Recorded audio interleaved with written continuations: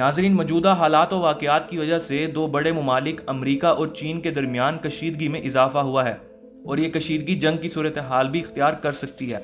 इस कशीदगी की वजह एक छोटा सा जजीरा है जिसका नाम है ताइवान। अब सवाल ये है कि आखिर इस छोटे से जजीरे की वजह से ये दो बड़े मुल्क क्यों और कैसे जंग में जा सकते हैं और क्या ये जंग तीसरी आलमी जंग का पेश खैमा हो सकती है। इन तमाम सवालात के जवाबात आपको इस मुख्तसर सी वीडियो में मिल जाएंगे। अस्सलाम वालेकुम दोस्तों, मेरा नाम है हमाद अली और आप लोग देख रहे हैं मंजरकश। नाज़रीन, इस सूरत हाल को समझने के लिए हमें सबसे पहले चाइना और ताइवान के कॉन्फ्लिक्ट को बेहतर तरीके से समझना होगा। इस कॉन्फ्लिक्ट की शुरुआत होती है 1949 में। 1949 में चाइना में एक सिविल वॉर होती है और इसके नतीजे में चाइनीज कम्युनिस्ट पार्टी जीत जाती है और चाइना की पुरानी गवर्नमेंट ताइवान में जाके शिफ्ट हो जाती है। और ताइवान में सेटल होने के बाद इनका कहना था कि चाइना और ताइवान पर असल हुकूमत का हक सिर्फ इनको हासिल है। इनको 1949 में ज़बरदस्ती हटाया गया था और ये खुद को अभी भी real representative of Chinese government कहते हैं और ये इस वक्त की मौजूदा चाइनीज़ गवर्नमेंट को भी नहीं मानते। ऑन द अदर हैंड, इस वक्त की करंट चाइनीज़ गवर्नमेंट का कहना है कि ताइवान चाइना का हिस्सा है और ये चाइना का इंटरनल मैटर है। चाइना इसको डिप्लोमेटिक तरीके से हल कर लेगा और अगर जरूरत पड़ी तो मिलिट्री ऑप्शन पर भी गौर करेगा। इसके अलावा ताइवान एक मुल्क भी नहीं है क्योंकि सिर्फ छोटे 15 मुल्कों ने ही इसे मुल्क के तौर पर तस्लीम किया है। ना तो ये मुल्क यूनाइटेड नेशन का हिस्सा है और ना ही अमेरिका इसको एक मुल्क मानता है, लेकिन अमेरिका एक अनऑफिशियल एलाय के तौर पे सामने जरूर आ रहा है।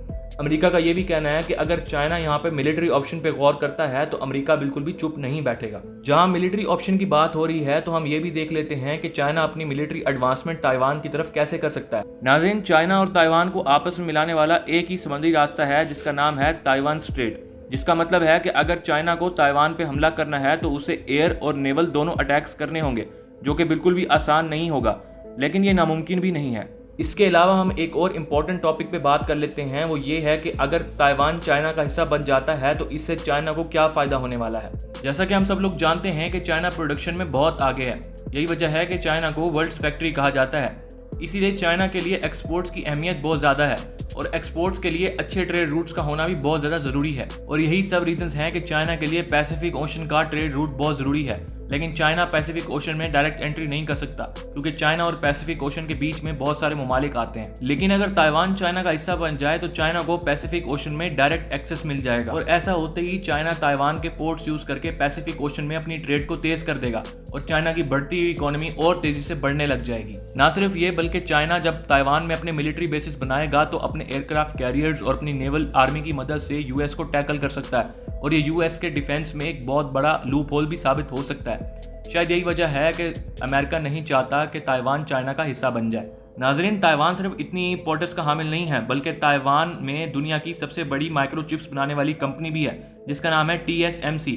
इसके अलावा ताइवान दुनिया का सबसे बड़ा सेमीकंडक्टर बनाने वाला मुल्क है। नाजरीन, आपको बताता चलूं कि सेमीकंडक्टर बहुत ज़्यादा अहमियत के हामिल होते हैं। ये स्मार्टफोन डिवाइसेस से लेकर मिलिट्री जेट्स तक में इस्तेमाल होते हैं और अगर ये सेमीकंडक्टर मार्केट चाइना के कंट्रोल में आ जाती है तो ये यूएस की टेक कंपनीज के लिए एक बहुत बड़ा धचका होगा। नाज़रीन, ताइवान की GDP राउंड ऑफ करें तो $800 बिलियन के करीब है और सरप्राइजिंग बात यह है कि ये GDP दुनिया के बड़े बड़े मुल्कों से बहुत ज़्यादा है। और अगर हम कहें कि ताइवान 21वीं सदी का सबसे वैल्यूएबल आइलैंड है तो ये बिल्कुल भी गलत नहीं होगा। तो नाज़रीन, आप यहीं से अंदाज़ा लगा सकते हैं कि ताइवान चाइना के लिए कितना ज़्यादा इंपॉर्टेंट साबित हो सकता है। ना सिर्फ इकोनॉमिकल बल्कि मिलिट्री एज भी चाइना को हासिल हो जाएगा और शायद यही वजह है कि अमेरिका नहीं चाहता कि ताइवान चाइना का हिस्सा बन जाए।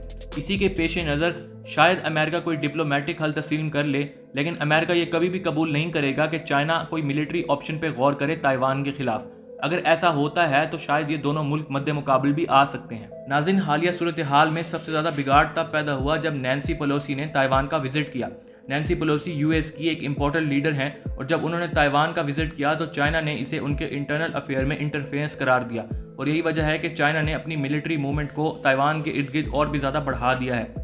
इसके अलावा अमेरिका ने $1.5 बिलियन के हथियार ताइवान के हवाले किए हैं, जिसमें कुछ इंपॉर्टेंट मिसाइल्स ताइवान के हवाले किए गए हैं और ये एक अलार्मिंग साइन है और कशीदगी को और ज़्यादा बढ़ा रहा है। नाज़रीन, ताइवान को लेकर अमेरिका और चाइना के दरमियान में ये कशीदगी जंग की सूरत हाल इख्तियार करेगी, ये तो वक्त ही बताएगा। लेकिन अगर ये जंग हो जाती है तो इसका असर पूरी दुनिया पर होगा।